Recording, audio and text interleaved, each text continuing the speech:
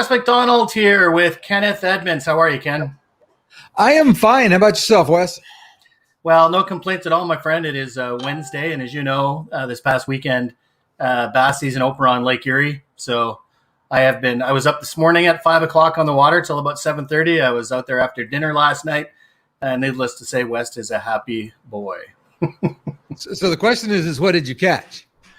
Well, the bass have been unbelievable, and they change every year. But this year, apparently, drop shot is the ticket. So either plastics or worms on a drop shot rig. For anyone that knows, you'll know what I'm talking about. For anyone that doesn't and doesn't care, I'm sorry to bore you with it. And sheephead, they're a freshwater version of the drum, and they're plentiful and they're large. So usually anywhere from 12 to 20 pounds, right? So tons of fun. Not quite as fun as flat rate, but tons of fun. Hey, and speaking of which, if there are any people out there that like to fish, leave your comments. Tell us what your favorite fish is. We would love to hear that. And Ken, you also like to know one other thing about our friends. Well, I'd love to know where you're watching from. Because I'm in North Carolina, Wes is in Canada, so it's just nice to know where everybody else is from. Yeah, in Canada, wearing a Hawaiian shirt with a very beach-oriented background. Yeah, so say Star Wars disappeared, and now we have beach stuff. Well, it's still hiding in here. You can't really see it, but there's a little BB-8 there up in the corner as well, right? So make sure if you do have some comments that you leave them throughout the live stream. It's always fun to hear what people are doing. And I'm going to move us right into a topic which should be near and dear to your heart because you're like me, Ken. You would have remembered when they came out. VCRs. And people might be wondering, why in a flat rate program am I talking about VCRs? But I'm going to put a picture up here for 1 second. Oh, I thought you had a warehouse you were going to sell. Yeah. Well, you know what's funny? When I was doing the research for this, VCRs are back at a premium. So I'll show you what they were, kind of worth in their heyday, and then what they were kind of worth in 2009, and then I'll talk a little bit about what they're worth today, because it's funny when these things come back, right? First it was record players, then cassette tapes again, and VCRs, right? But looking at this, so in 1981, you could get a VCR for just under $1,400 US, and in today's money, that's about $3,500.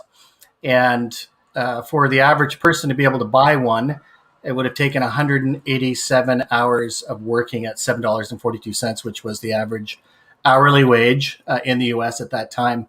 And Ken, I don't know if you remember, Blockbuster used to be famous for it when they started. You remember going, you rented either a Betamax or a VCR, right? That's right.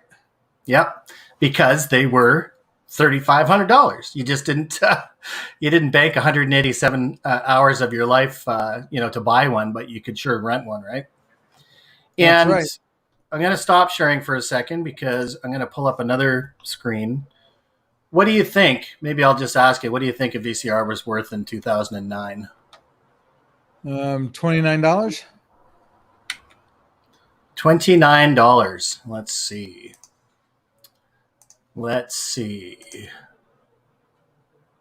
All right. So in 2009, you're not too far off.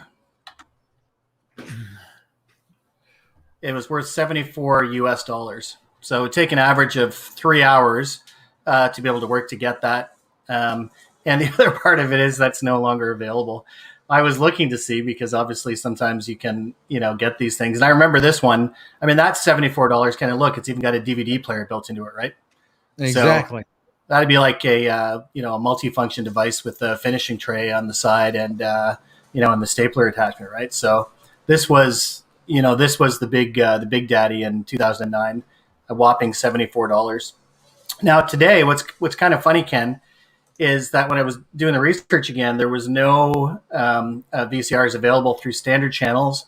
But if you really want one, you can find some Panasonics, some refurbished ones that people are selling for $800 to $1,000 again because they've become collector's items, right? Yeah. And why would I bring this up? Why am I talking about VCRs and cost, right? Well, maybe there's some other things that are starting to go out of style or might go out of style and cost change on. Yeah. And cost a lot less money, right? And yes, that's exactly what I'm talking about here. Is that we live in an age when we have seen a steep decline, not only in the volumes that people are printing, but also in the cost of the equipment that they're using to print those, right? And yet, for some reason, the sales model for the sales reps really hasn't changed that much, right? So most multifunction sales through the copier dealers. And we, of course, for those that are watching this that are in industry, we call them copier dealers just out of sort of a retro thing, but nobody sells copiers anymore. They're all multifunction devices, really. But at the end of the day, sales reps are still paid on those. So can you imagine being in that position where your commission rate, if you're being paid at 40% GP or whatever it is, or generously at 50% GP, and one year you sold it in the early 2000s, you sold a machine for $25,000 or $30,000. And then some years later, that same machine was worth $12,000. A few years later, $9,000. And now the same machine is worth $6,000, right? So This is the reality of the world that we're living in. And, certainly in the flat rate world, this actually helps. But if you're paying a rep on, basically gross profit or gross margin, I would argue that it's very difficult to get good reps to sell for that kind of money anymore. It's just too hard. And Ken, you've seen it out there too, right? People are talking about this A4 revolution where people are getting a lot more A4 devices, especially in home offices, as with the remote workforce, right? And what are those worth? Yeah, they're very inexpensive, and it's going to be interesting to see how the distributor's office continues as we come out of the pandemic, because there's a lot of indications that the office will not ever go back to what it was. That we'll continue to see people working from home, working from remote locations more and more. And so that downsizes the printing requirements. It also is going to have a significant impact on printing volume, both of which make it more difficult for the sales rep. Yeah. And, the other part of that, Ken, is that in the flat rate world, for reps that are selling this, there's no such thing as no opportunity. And that's what we're going to really dive into today, right? And the first thing that we have to dive into on that front is what we've just been talking about, which is that the commission plans, how people are paid, have to change, right? And Ken, when we're working with dealers, they're either usually doing a percent of MPS revenue, which would be, the hardware, the software, and the pages all kind of, bundled and then charged for, a percent rate of that. Or they're being paid still a small amount on the general sale for GP, and then an ongoing annuity over time, right? So, those two models. But what they both have in common is the hardware piece of it doesn't matter anymore. It's not the only, piece of that deal. Of course, they're going to want to sell it, because if they can sell new equipment, it's going to do what to their paychecks?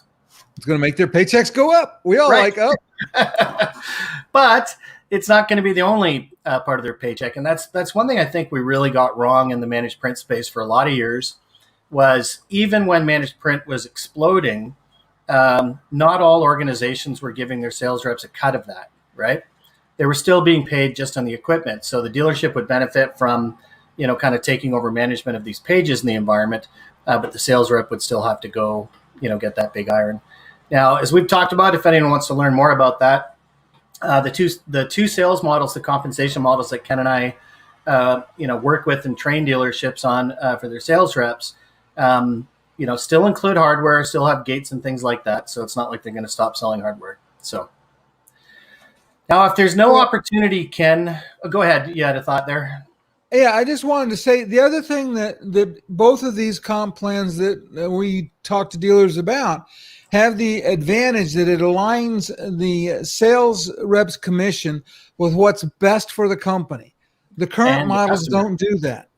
Yeah. And the customer, right? And the customer, exactly. Through the 10-day challenge that we did, we get into that in quite some detail, right? And we'll talk about how people can still get access to that later. But yeah, it's what's right for the company and what's right for the customer. And it's pretty amazing, right? So in the flat rate world, there is no such thing as no opportunity, right? And that's, I think, Ken, what we'll, dive into now is what to some of those opportunities look like, right?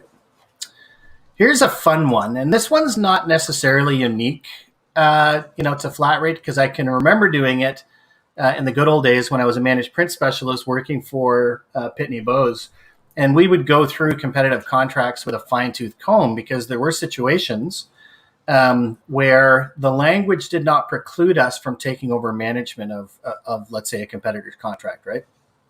And Pitney Bowes was, famous for that, for managing company infrastructures, everything. So if there was a mailroom, that was another big area of business for them.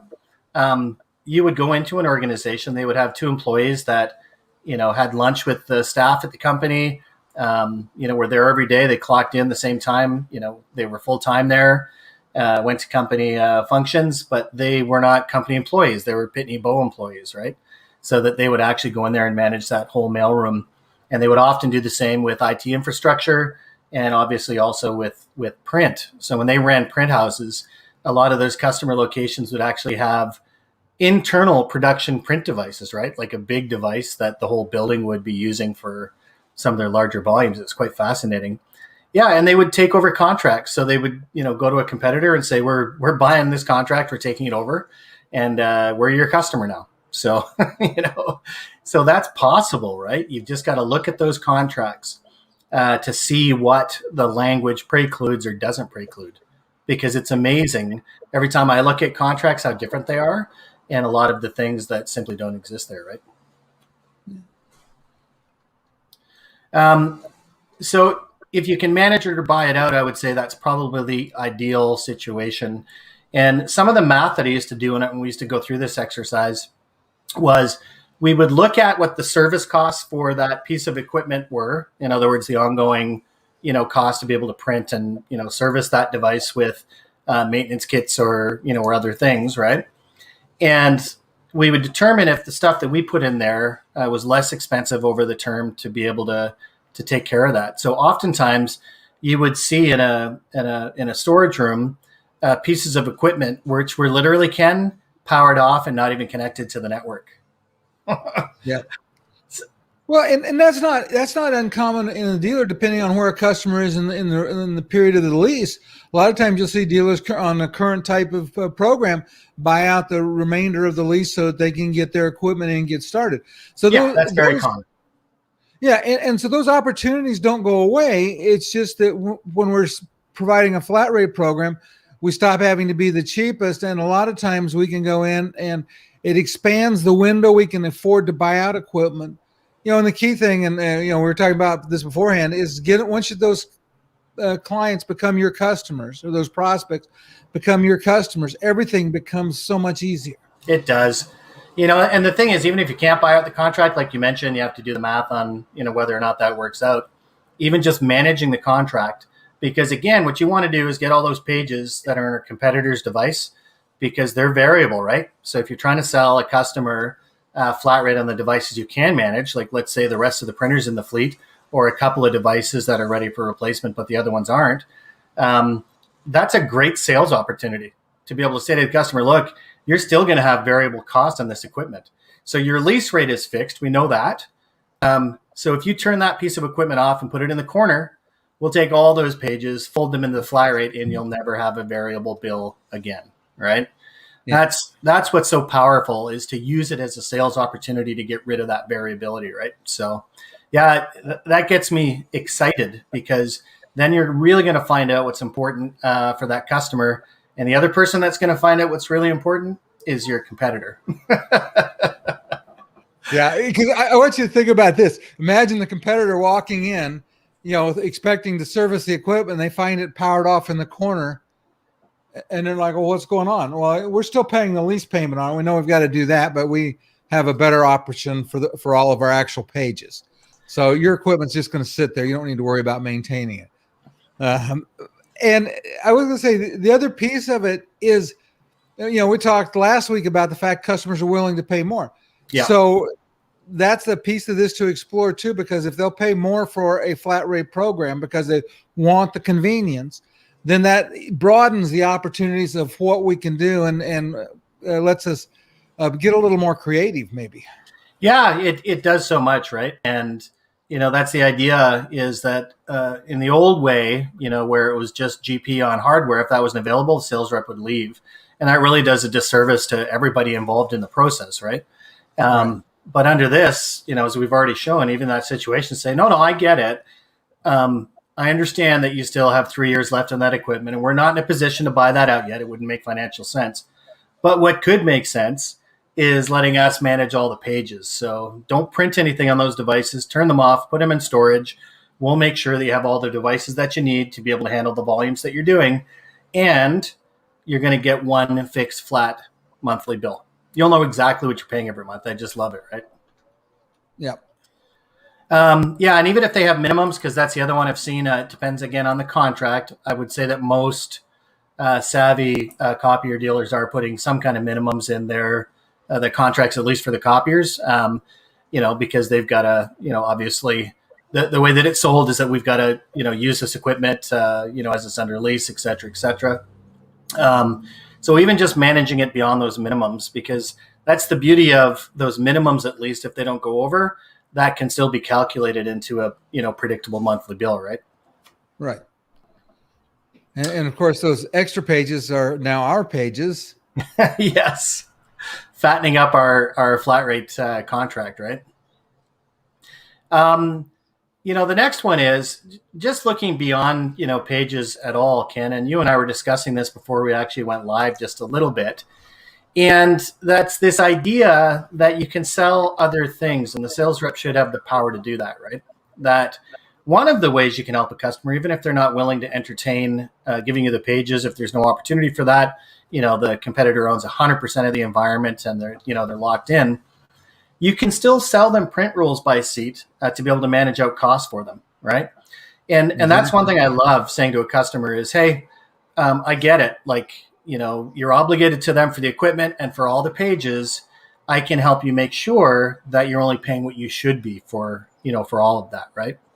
So taking them through that assessment process, making sure they understand what kind of color, email, and web printing they're doing, making sure that they understand the benefits of secure release and authentication when it comes to modern print security, right? All of those things, and sell them that. And while you're at it, start having that conversation about them. Ask why they're printing in the first place. What are these documents used for? How are they produced? Where are they stored? How many versions of them are there, right? How easy is it for, people to use that documents to leak it outside the, the organization, et cetera, right?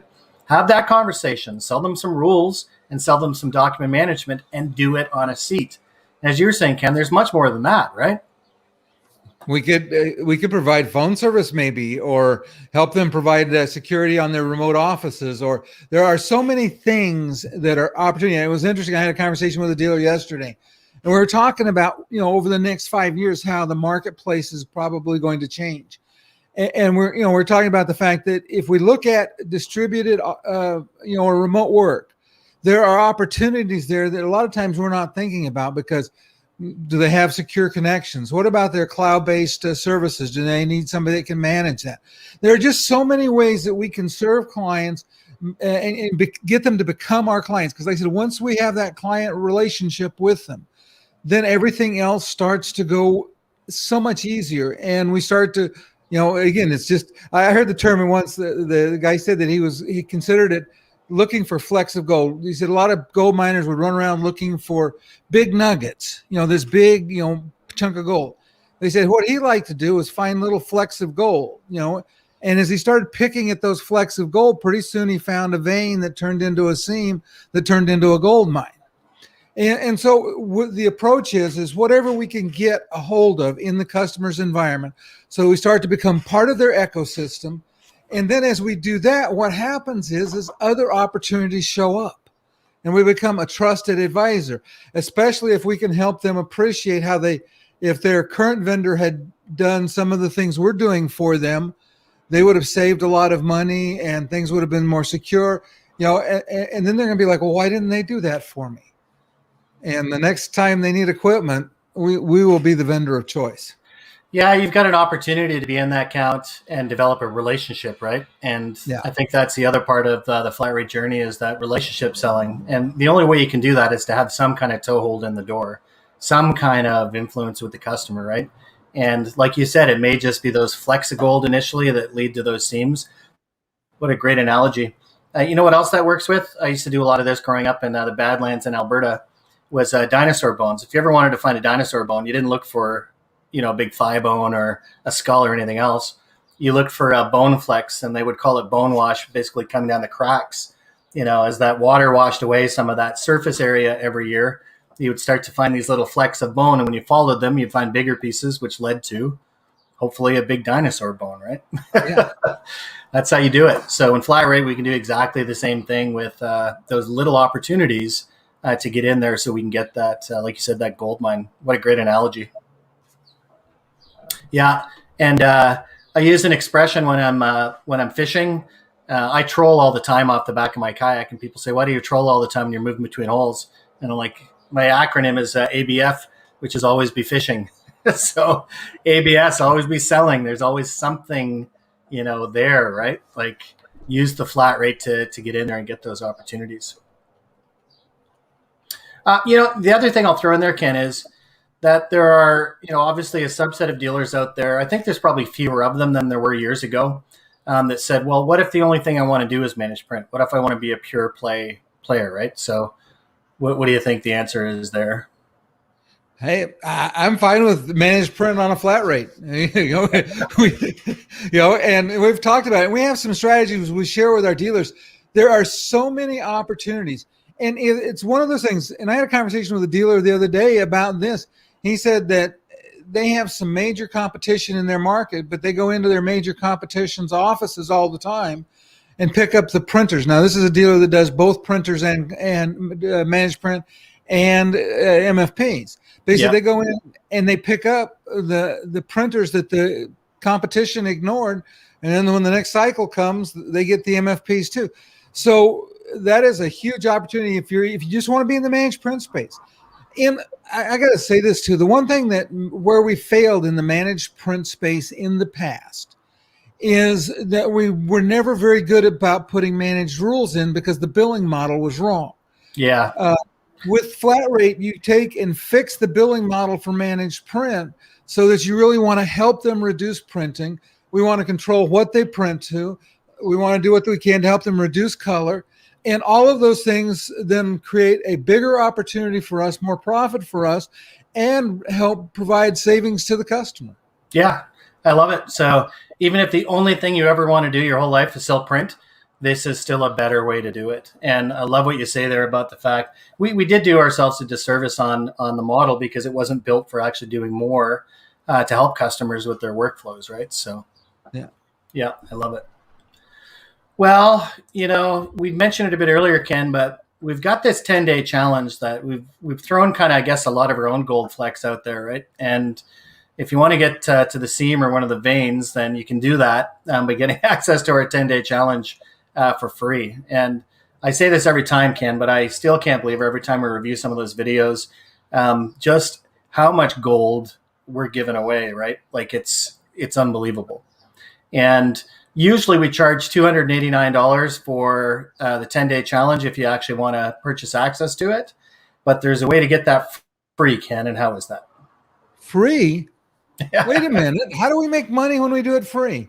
We don't make a cent. We don't make a cent on it, but we did it because of our partnership with MPSA. And so for individuals that join MPSA, and if you're in this space, it's a great organization, provides education, does so much to help dealers be successful. And if you join for $200, you get access to the 10-day challenge free. So you save money up front, and you get to join a great organization. So it's a good deal all the way around. How do you beat that? And I love it every time I see somebody join the MPSA saying, please get me my access code for the 10-day challenge, because rising tides raise all ships. And Ken, that's one of the things I like about you is there's a lot of things that we do in this space simply to help better the industry, right? Because I cannot count the number of times in my own career when the generosity of somebody with expertise or knowledge or anything else happily shared that with me, right? So trying to do our part, to be able to do that. One of the other things, obviously, we do is get certified, and we've mentioned this before. You can train with Ken and I if you want the help. and you want the program, we have tons of calculators. We help you work on marketing materials, all the sales documentation, work with the sales team, etc. This is a full service journey to get certified, right? And we have the service department. That's me. Yeah, absolutely. It's all important, right? And It is. The program itself is, we're only 2 people, Ken. So I was going to say that our availability, it's hard saying no sometimes, but we're busy. So we have to say no sometimes because it is Ken and West. It's important because this is not yet at a stage where this is just, do it yourself. Now, that being said, if you have done it yourself and you want some help polishing it, or you think that you can get the certification for Flat Rate Certified, then contact us. We'll help you to do that without the training. We have a test you can take. We have a way to get that certification out there so that you can then start sharing that with your customers. And I forgot to bring up the graphic today, but it is a badge that you can use in your marketing documents. You can send people to flatrate.world where they can learn more, an end user site where they can learn more about the benefits of Flat Rate and join the global community that's approaching the model this way, right? Well, and one of the things too that we don't talk a lot about, but as we start to build the numbers of dealers, we're going to start to put some serious effort into creating marketing materials for the dealers that are Flat Rate certified. So even if you're not engaged directly with us, we will have marketing materials to help you. Yeah. But the other thing that's we're going to work on is creating publicity for this, because our belief is that dealers that go through the effort of getting certified, there's got to be some real valuable benefit to it. And so that means we have to help you create awareness for the public on the value of Flat Rate certification. Well, and hence us building that end user website, right? To make sure that there's something out there that people can find on their own, or that they can be directed to get, understanding of what's involved. Yeah, that's great. Hey, today's going to be a little shorter, maybe, only 3 or 4 minutes shorter than what we usually do. But people can join us next week because, Ken, you mentioned it earlier, for managed print providers that can still go in and help customers by using rules, when necessary. But there are situations when you shouldn't use rules at all. And next week in episode 9, we're going to talk about that. Those situations in which you may not want to use rules in a customer location at all. So that's great, Ken. I really appreciate being online with you again today. And I think hopefully everyone did get the understanding that there's no such thing as no opportunity. There are tons of opportunities, and we look forward to helping you uncover those through the Flat Rate program. So, Ken, enjoy the rest of your day. You too, and we'll see everybody next Wednesday. Thanks for joining us, everybody.